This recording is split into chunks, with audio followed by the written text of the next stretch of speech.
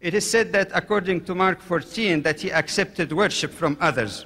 This is indeed very strange because the word worship sometimes is used to refer to intense love.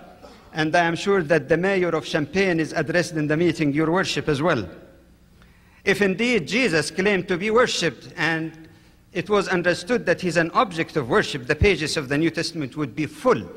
But what we find that he himself worshipped God, he fell on his face and prayed to God, and prayer is petition from the infinite, from the finite to the infinite. Some people raise the question about telling the Jews when in John 8, before Abraham was, I am. First, the word I am itself does not really carry the connotation usually given to it, that this is the same term used in Exodus, because the Greek term used in both cases is not the same. Number one. Number two, the existence before Abraham can be understood in view of the Bible itself.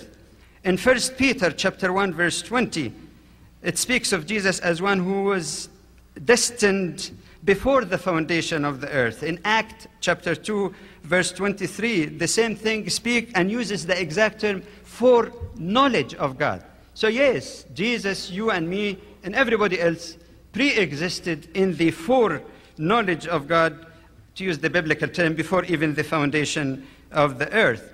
Some say, but why did the Jews take stones and try to pelt him with it? Well, it is not that he said, I am God, and obviously, if a human being walking on earth say, I am God, people would say he's crazy, and they would leave him alone. But I think the possible reason, as some theologians suggest, is that he healed the man on the Sabbath, and since the Sabbath was ordained by God, he made himself equal to God by healing the person on the Sabbath. That's why he had an eloquent response to them that the Sabbath is made for man, not man made for the Sabbath.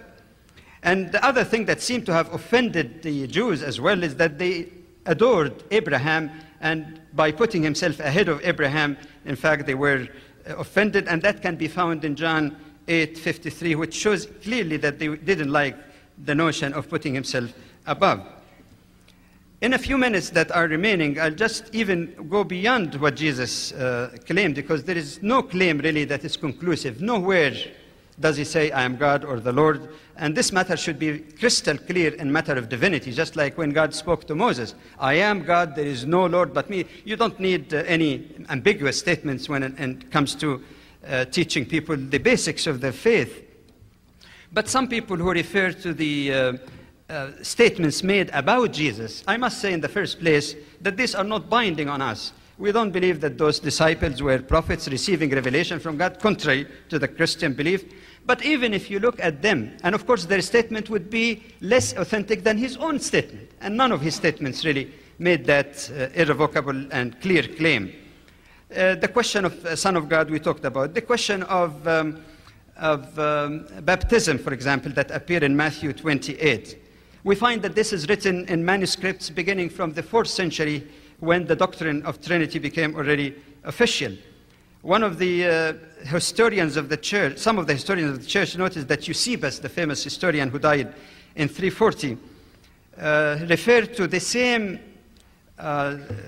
quotation in Matthew 28:19, 18 times without using the so-called Trinitarian baptismal formula, which indicate, of course, it came later in his writing after the Nicene Council, which shows the great political factor that led to Trinity being adopted. This is another issue about Constantine and his role in this. Even in the New Testament itself, we find numerous cases where the baptismal formula did not include the Trinitarian form, only in the name of Christ. You find that in Act 2:38, 8:16, 10:48, and 19:5.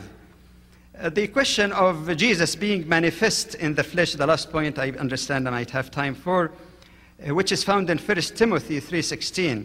You find again in the Revised Standard Version of the Bible that it does not talk about Christ, but about God. Actually, it says, he who was manifest in the flesh, not that God was manifest in the flesh. And one of the things, since Dr.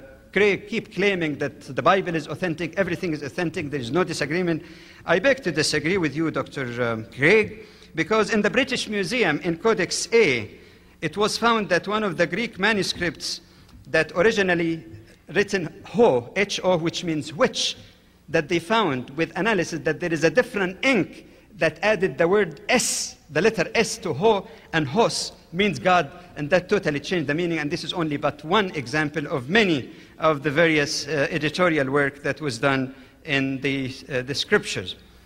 I don't know if I still have time, 30 seconds. In that last 30 seconds, I must say, with all due respect to you, Dr. Craig, and I appreciate your presentation and your faith and your ardent view to present it, that you could not present a convincing statement about why Trinity is better, nor could you make any effective rebuttal that Islam has inadequate concept. In fact, Islam does have a morally sound and instinctively acceptable and innately truth concept of the true monotheistic faith. Assalamu alaikum.